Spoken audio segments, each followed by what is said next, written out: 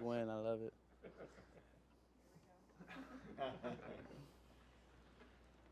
So everyone assumes that a guy in the receiver position is putting up all these numbers and then has a game where you don't get as many numbers, gets upset about it. How do you react to a game like that? I'm definitely happy with our guys. I'm proud of our guys, and we went out there and won 26-0. You know what I'm saying? We're entering championship football, and at this time, it's about winning. So I'm happy with the win. I know there's things to get better on, as I say every week, and so just attacking that and making sure we win. That's, like I said, that's all that matters. Facing that number of blitzes is like fun, but when you see that last week and you know you're going to see it again this week, is it easier to detect or dissect or anything like that? Yeah, I mean, we have work to do. We have work to do, and that's just what comes with it. They played a good game, and I felt like we responded well throughout the game. So it's just something that we have to work on as a unit and make sure we're protecting all ends and executing at the end of the day, playing offense. Are you seeing week over week teams doing more and more different things to try to slow you down, or does this vary from defense to defense? Yeah, I mean, you would say that week to week. I'm sure they, are definitely having discussions about it, and I'm sure it's a point of emphasis for them. But at the end of the day, they have to guard us, and we have a lot of threats out there, and we have Sam, who's been playing really well. So, we're going to trust him to make the best decisions for us and put us in the best spots, and guys be in their spots and be ready to make a play when their name's called. The second half adjustments seem to work as the sacks came in the first half. What does it take to be able to make those quick adjustments at halftime? Yeah, I mean, that's everything. That's real football, real championship football, being able to adjust, on the move.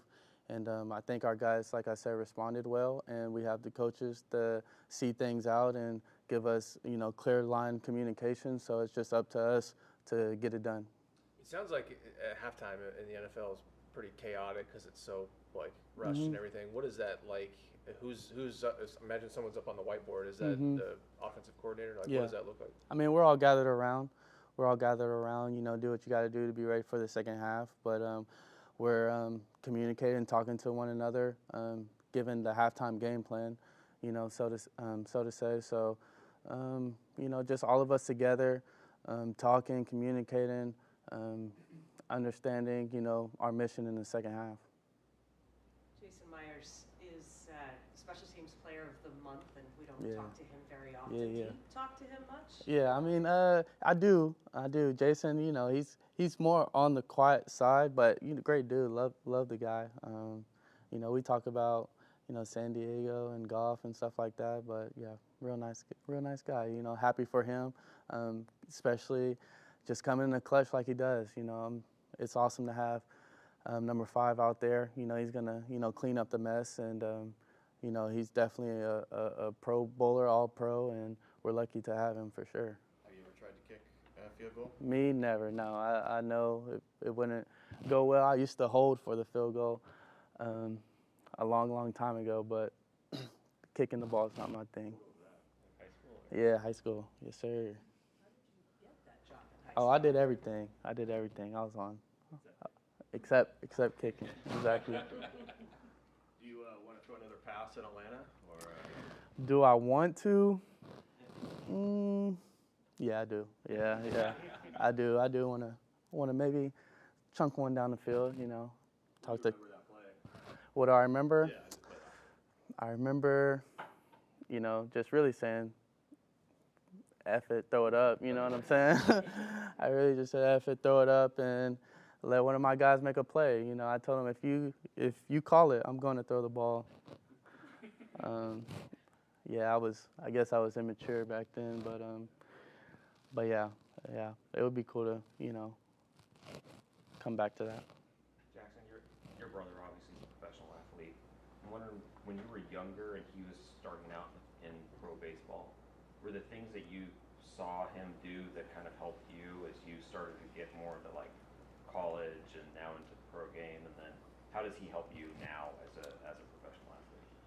Yeah, I think playing a different sport, he definitely gave me the perspective of, keep swinging. It's baseball. They play every single day. It's a very tough sport. If you hit 3 out of 10, you're a Hall of Famer. So just really, he taught me just being, where your feet are and, process over results kind of in his own way.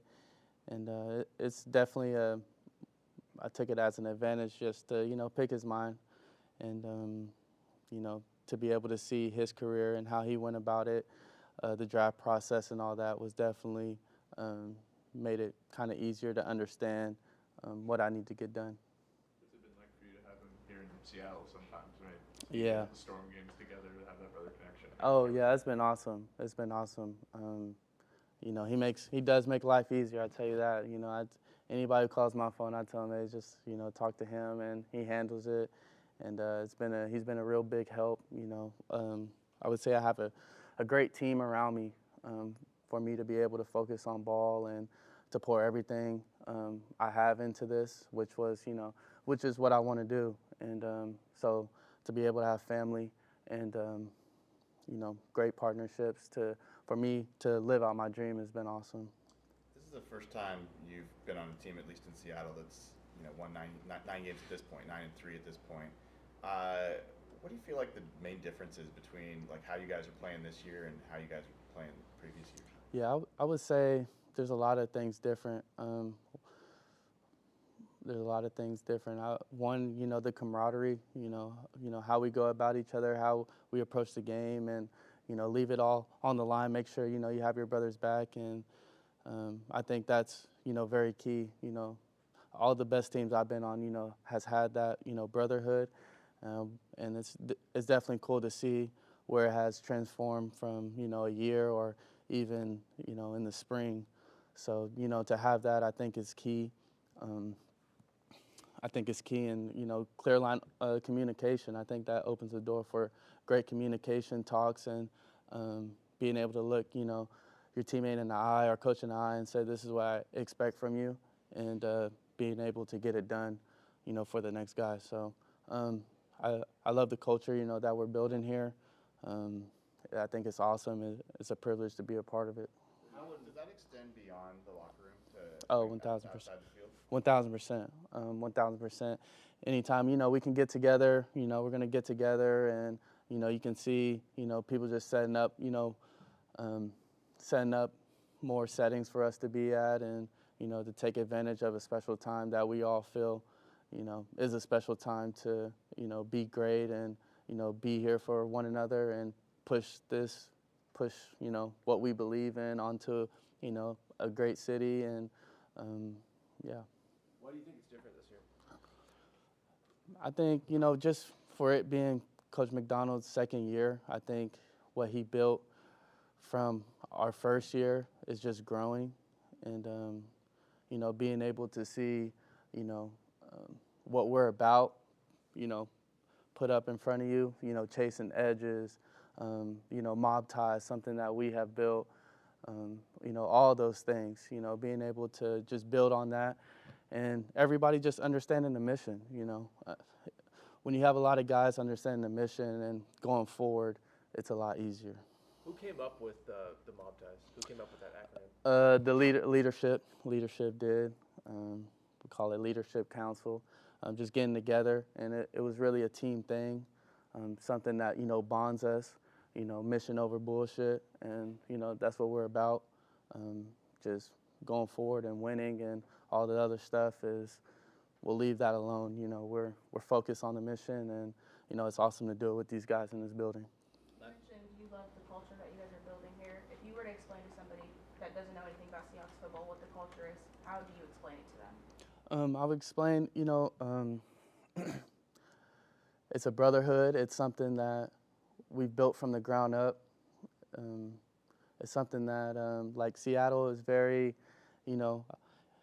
if you will, off the map. So the togetherness when we travel, when we go places, it's protect the team, it's to protect the brotherhood, and we really stand on that.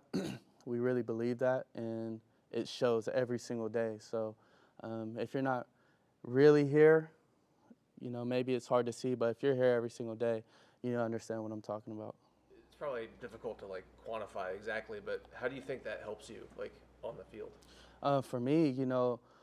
For me, I play at my best when I'm playing for others, when I'm playing for Sam and the O-line and Coach Kubiak and Coop and guys like that. When I kind of center it on myself, it kind of becomes a lot. And, not that I probably can't do it. It's just for me and the way I see my results, it's about me putting my energy into the team and the team effort. And, that's kind of, what we built here. We've heard so many guys say, oh, we have each other's back. Or like you said a minute ago, we're all on the same mission.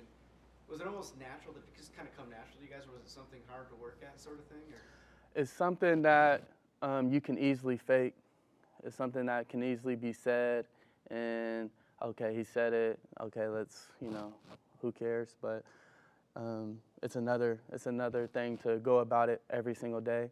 And I think the leadership, it starts with them, and even the guys that we bring in, the rookies, just the culture that they're bringing. Like, we listen to each other. Like I said, we understand we have something special, so just to protect that and move forward is something that we're all on the same page on. A lot of receivers get the reputation of kind of being divas and making it about them. You just talked about how much that's not who you want to be. Where does that come from? Why are you different that way?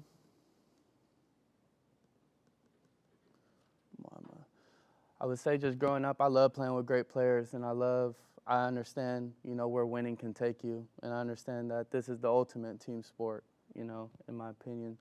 And, somebody has to snap the ball, and you have to throw, and you have to get stops. I sit on the bench, half of the game. So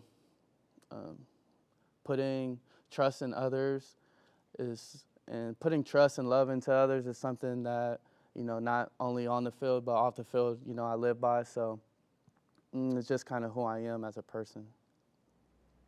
Brian Hartline, what kind of head coach do you think he's going to be? Oh, man, he's going to be exciting, young, energetic, moving coach. I'm very happy for him. Haven't been able to call him, but if he sees this, I'm excited for him and his new step. He was awesome in my development and a bunch of development players, young players that, came through Ohio State. So I know he's going to do great things there, and I'm excited to, root for him and watch him.